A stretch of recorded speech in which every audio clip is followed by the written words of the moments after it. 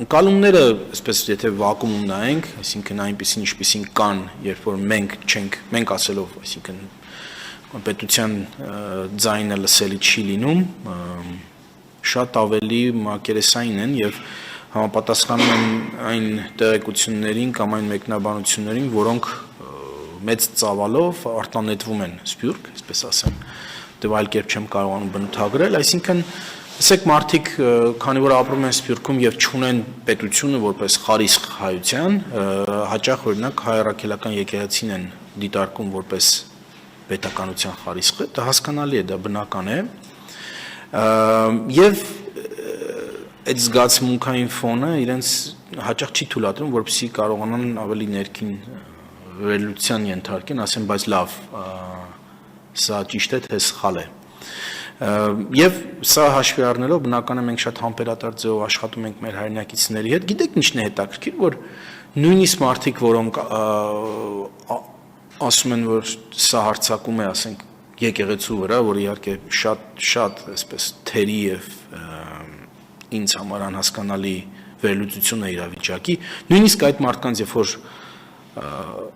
մի փոքր հարցուփորձ է անում, ասում ես, բայց լավ, այս ամենը, որի մասին բոլորը գիտեն,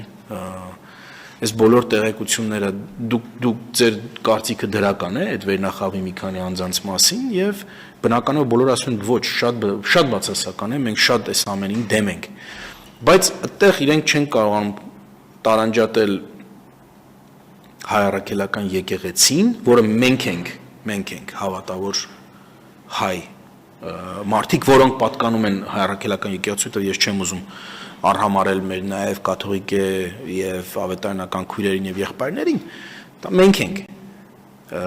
Եվ չեն կարողանում մեր եկեղեցին տարանջատել ինչ որ անհատներից, որոնք անցողիկ են։ Կգնան, եթե իրենց խելոք չպային, այսինքն ժողովուրդը պետք է ոտքի կանգնի եւ այդ մարդկանց իրենց տեղը դնի։ Այդ բանը մենք Հայաստանում կարողանում ենք անել, որտեղ իմ կարծիքով մեր ընկալումները տարանջատման շատ ավելի հստակ են եւ մեր կարողությունը տարանջատել մեկը մյուսից շատ ավելի ուժեղ է, քան մեր սփյուռքի հայրենակիցներինը, կրկնում եմ, դրա օբյեկտիվ պատճառը կա, պատճառը նա է, որ պետականության բացակայության պայմաններում նրանք միշտ նույնականացրել են հայությունը կամ հայապահպանությունը նաև եկեղեցու հետ եւ միշտ խառնել են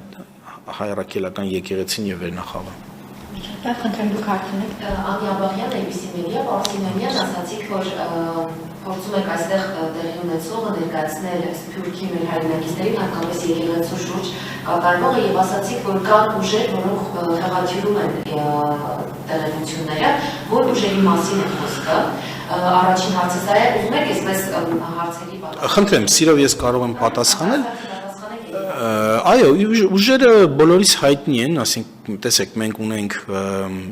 կոնկրետ ուժեր, որոնք Հայաստանում էլ առաջին խնդիր չկա, ես չեմ խուսափում այդ ամենից, հենց Հայաստանում էլ նույն դիրքորոշումն ունեն եւ ցավոք այդ ուժերից մի քանիսը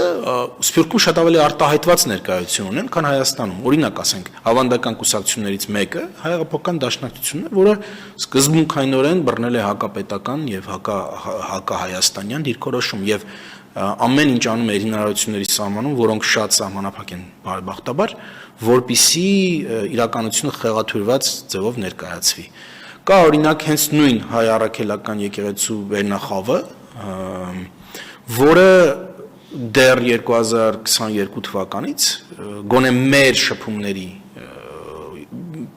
թիվն եմ, սկիզբն եմ ասում, 2022 թվականից բռնել է շատ հակապետական այսպես դիրքորոշում եւ դա շատ միտումնավոր եւ դիտավորյալ ձևով տարհանում է, ասում ենք, շուտ էքսպորտ է անում դեպի Սփյուռք։ Իհարկե կրկնում եմ բարեբախտաբար մենք Սփյուռքում էլ ինչպես նաև Հայաստանում ունենք բազում սրբազաններ եւ հոգեվոր ծառայողներ, որոնք չեն տրվում դրան եւ կանգնած են ազգի եւ պետության կողքին։ Կան նաև այլ խմբավորումներ, կան նաև այլ ոչ հայաստանյան, ոչ հայ ազդեցության, այսպես կենտրոններ, որոնց ազդեցությունը զգացվում է Սփյուռքում։ Դրա անունը չեմ տալու, բայց բոլորդ գիտեք որն է այդ երկիրը, որը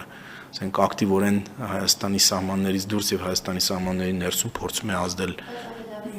Չէ, պետք չի, դե հստակ է, էլի բոլորս գիտենք, որ երկիրն է, չի բացահայտ։ Մի հատ սովետական անեկդոտ չէ, լավ չեմ պատմի հենց։ Այդ սովետի հետ կապված երկիր է մի հատ։